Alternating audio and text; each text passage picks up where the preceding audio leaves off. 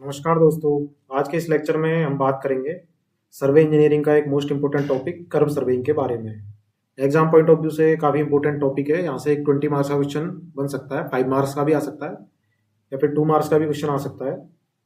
तो इस लेक्चर में हम कर्व सर्वेइंग से रिलेटेड सारी चीज़ें कवर करेंगे। अगर आपने लेक्चर को एंड तक देख लिया तो जो कर्व सर्वेइंग है ये आपका बिल्कुल क्लियर हो जाएगा। तो चलिए लेक्चर को स्टार्ट करते हैं।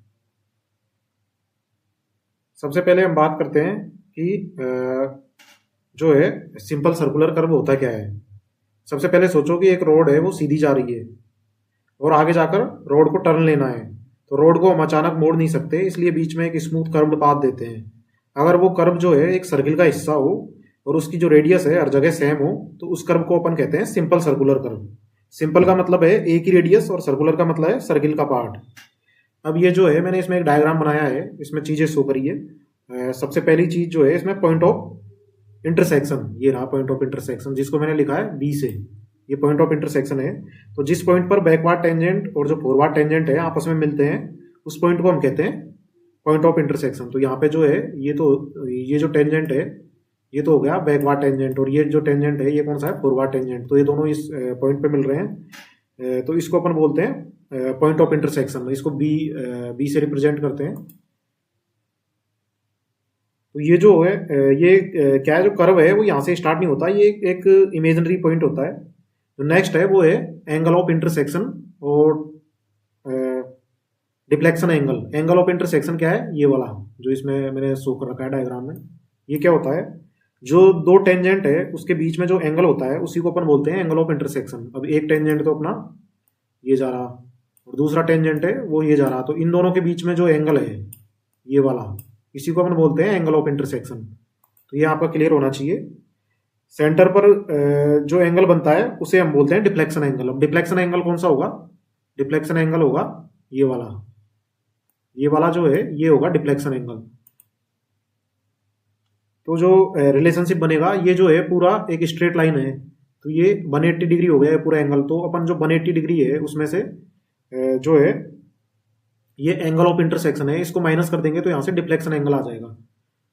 क्योंकि जो एंगल ऑफ इंटरसेक्शन है और डिफ्लेक्शन एंगल दोनों मिलके 180 डिग्री है, क्योंकि ये स्ट्रेट लाइन है तो 180 डिग्री यहाँ पे बन रहा है। जो एंगल है 180 डिग्री का बन रहा है, तो अपन क्या करेंगे 180 डिग्री में से इस एंगल ऑफ इंटरसेक्शन को माइनस कर देंगे तो यहाँ से डिफ्लेक्शन एंगल आ जाएगा।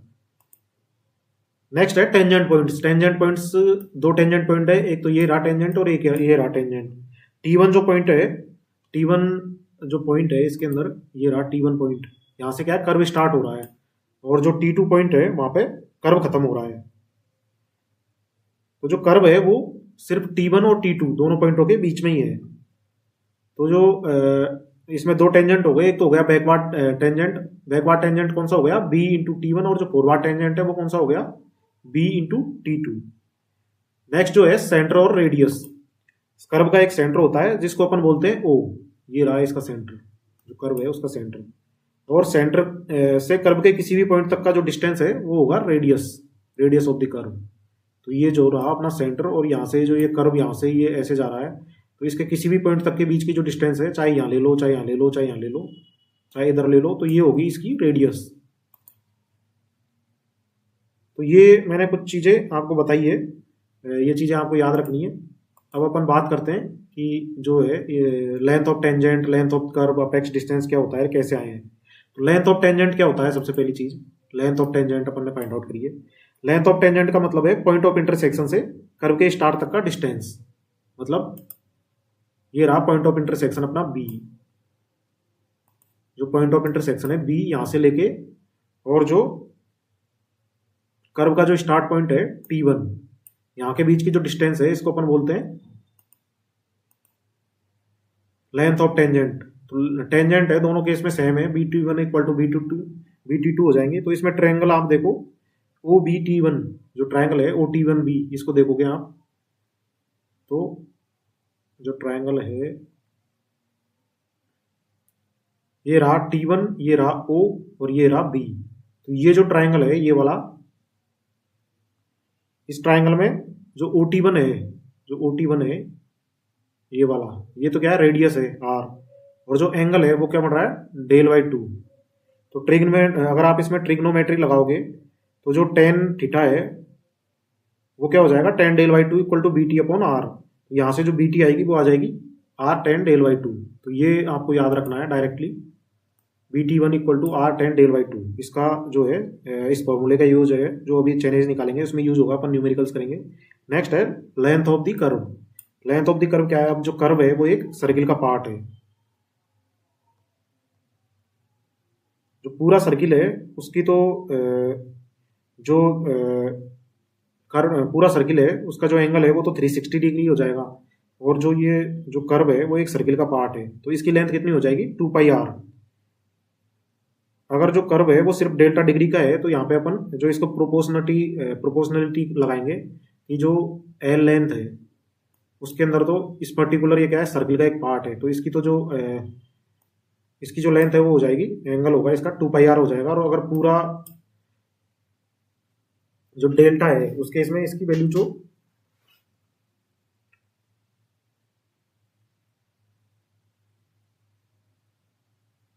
जैसे पूरा जो अगर ये पूरा जो सर्किल होता तो उस केस में इसकी लेंथ क्या हो जाती, एल, और ये अपन एक सर्किल का पार्ट ले रहे हैं तो इसकी क्या हो जाएगी, 2 पाई आर कर्व का पार्ट हो जाएगा। और अभी अपन इसका सिर्फ एक पार्ट की बात करें तो ये डेल्टा हो जाएगा, और इसका ओवरऑल जो है उसका जो पूरा सर्किल का एक पार्ट है तो उसकी 360 डिग्री हो जाएगी। तो इसमें अपन ने प्रोपोर्शनलिटी वाला यूज किया है। जैसे यहाँ पे आप देख सकते हो कि ये अपन ने ये एक उसका पार्ट है सर्कुलर कर्व का, तो यहाँ पे ये जो है इसका एंगल जो है डेल्टा है, तो इस केस में इसकी जो लेंथ है कर्व की वो है स्मॉल एल। अगर पूरा सर्किल होता तो उस केस में ये जो एंगल है डेल्टा की जगह 360 डिग्री हो जाता, और ये जो एल है, एल की जगह इसकी वैल्यू क्या आ जाती, 2 पाई आर। तो इस तरीके से जो प्रोपोर्शनलिटी है उसका यूज करके आप यहाँ से length of the curve find out कर सकते हो, और इसकी वैल्यू आएगी pi R delta divide by 180 degree. तो ये आपको याद रखनी है डायरेक्टली। डेरिवेशन इंपॉर्टेंट नहीं है, इसका जो फॉर्मूला है वो इंपॉर्टेंट है, ये फॉर्मूले आपको याद रखने हैं डायरेक्ट। नेक्स्ट है अपेक्स डिस्टेंस। और अपेक्स डिस्टेंस क्या होती है, अपेक्स डिस्टेंस जो होती है वो बी से कर्व तक का maximum distance, B C equal to O B minus O C. Apex distance जो होती है वो ये होती है,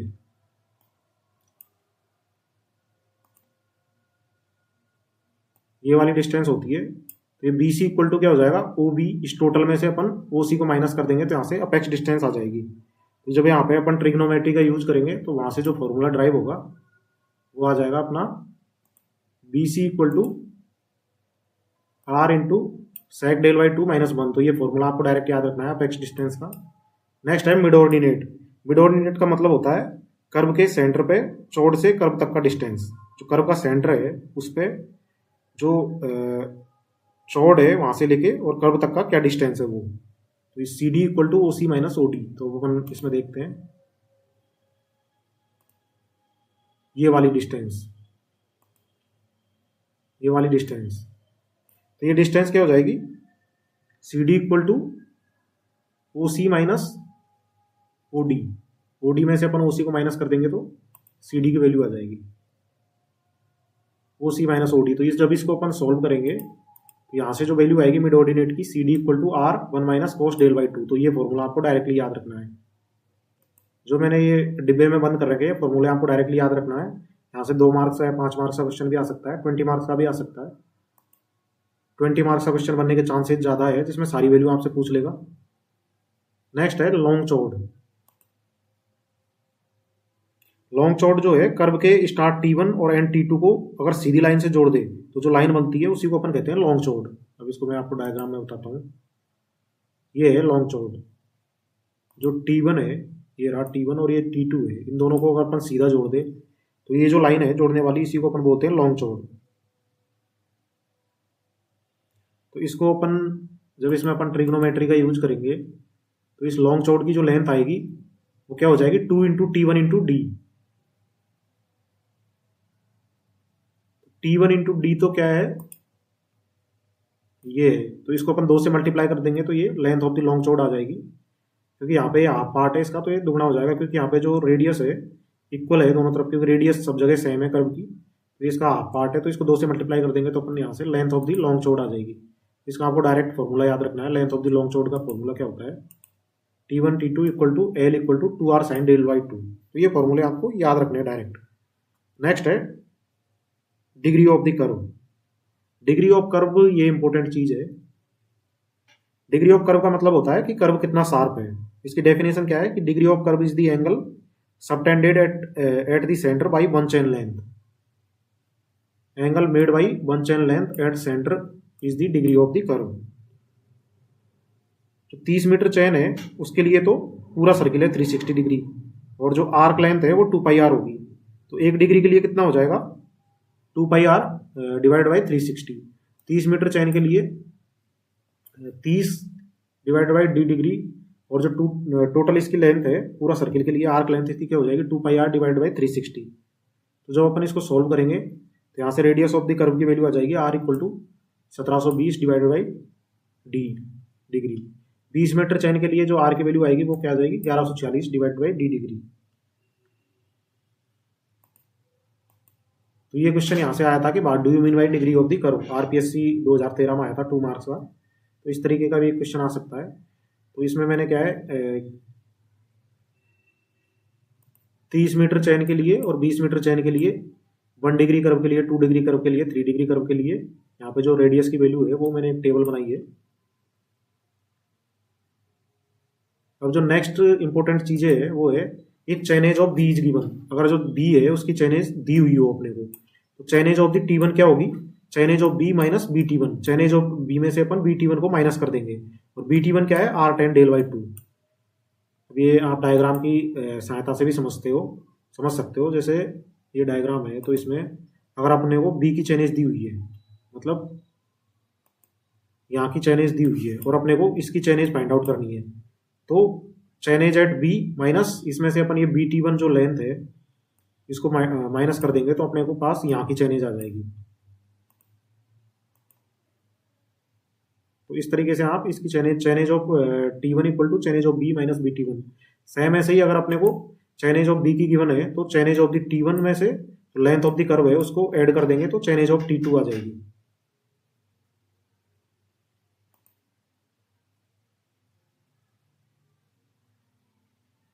जो कर्व की लेंथ है ये वाली, अगर अपन T1 में इस कर्व की लेंथ को ऐड कर देंगे तो यहाँ से T2 की वैल्यू आ जाएगी, चेनेज ऑफ T2 आ जाएगा। नेक्स्ट है फर्स्ट इंटरमीडिएट चौड़।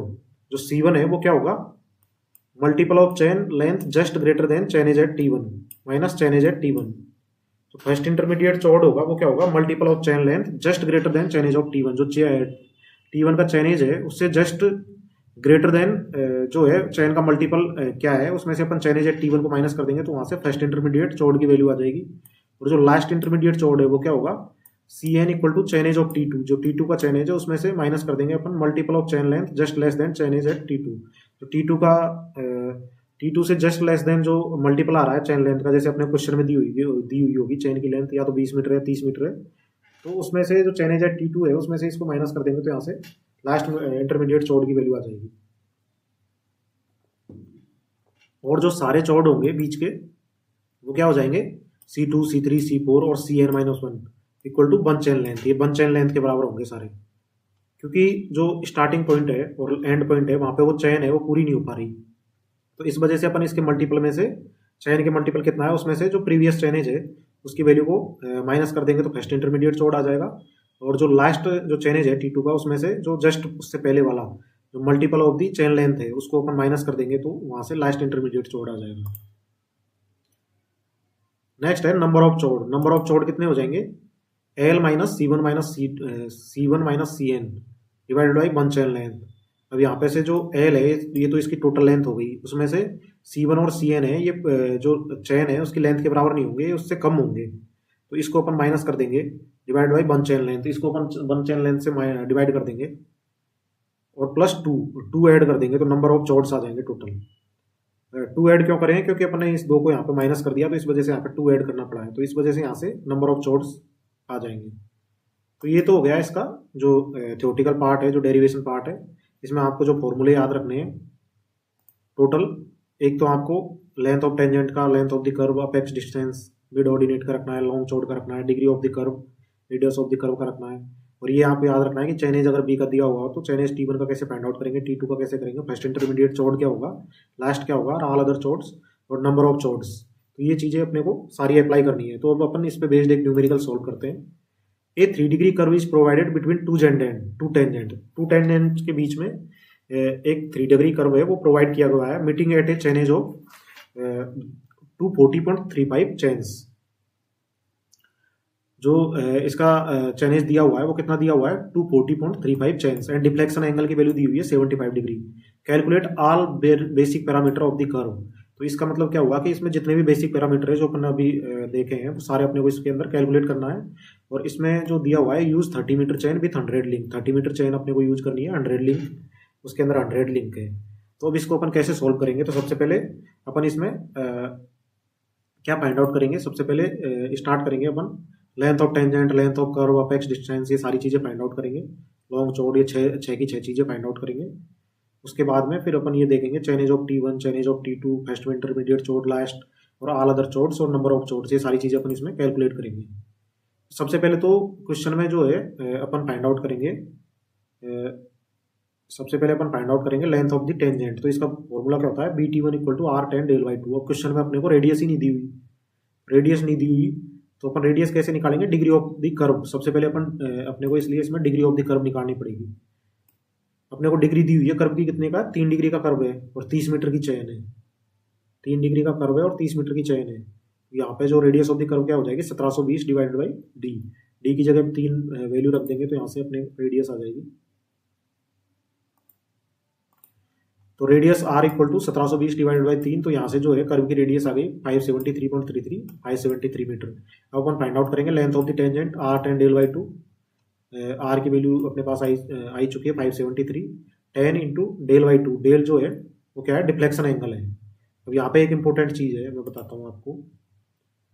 अब अपने को क्वेश्चन में क्या है, डिफ्लेक्शन एंगल जो है डेल्टा होता है, वो डायरेक्ट वैल्यू अपने को दी हुई है, ये दी हुई।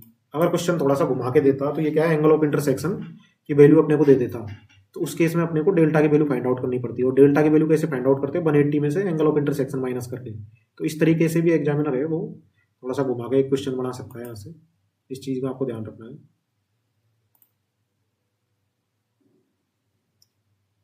अब सिर्फ फॉर्मूले में वैल्यू पुट करनी है, length of the tangent R10 del by 2, तो यहाँ से वैल्यू आ गई कितनी, 573 डिग्री डिवाइडेड बाई 2, तो 439.67 metre. Next length of the curve, pi R delta divided by 180 degree, pi into R की वैल्यू दी हुई है, डेल्टा की दी हुई है 180, तो यहाँ से आ जाएगा 750.05 metre. Length of the long chord 2R sine del by 2, सारी वैल्यू रखोगे तो 697.64 मीटर। बस एक बार इसमें रेडियस आ गई, फिर तो रेडियस और डेल्टा पता हो तो आप इजीली सारे इसके जो है बेसिक पैरामीटर इजीली निकाल सकते हो। नेक्स्ट जो है apex distance BC equal to R sec del by 2 minus 1, सारी वैल्यू अपने को पता है तो यहाँ से आ जाएगा 149.25 मीटर। नेक्स्ट जो है वो है mid ordinate R1 minus cos del by 2, यहाँ पे सारी वैल्यू पुट करोगे तो यहाँ से आ जाएगा 118.40 मीटर।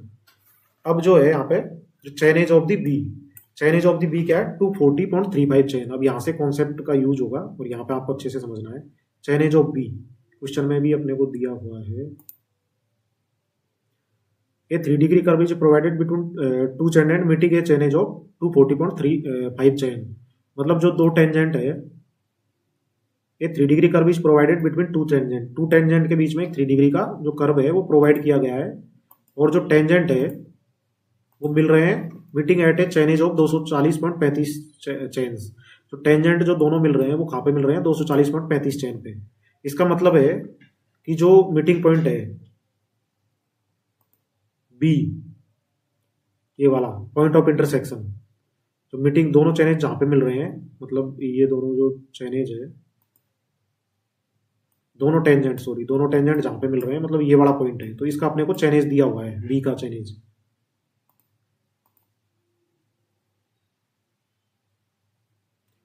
ये 3 degree curve between two tangent meeting A chainage of, मतलब दो टेंजेंट है जो मीट कर रहे हैं कहाँ पे, एक चेनेज पे जाके, जिसकी वैल्यू कितनी है 240.35 चेन्स। अब इसको अपन मीटर में कन्वर्ट करेंगे 240.35 चेन्स को, तो 240.35 चेन। अब एक चेन है उसकी लेंथ कितनी है 30 मीटर, तो 240 तो पूरा है, 240 को तो अपन डायरेक्ट 30 से मल्टीप्लाई कर देंगे। अब जो 30 है जो इसमें अपने को क्वेश्चन के अंदर लिंक दिए हुए हैं, देखो जो 30 metre chain with 100 link, 30 metre की चेन है इसमें 100 लिंक है, तो एक लिंक कितने का हो जाएगा, 30/100 का।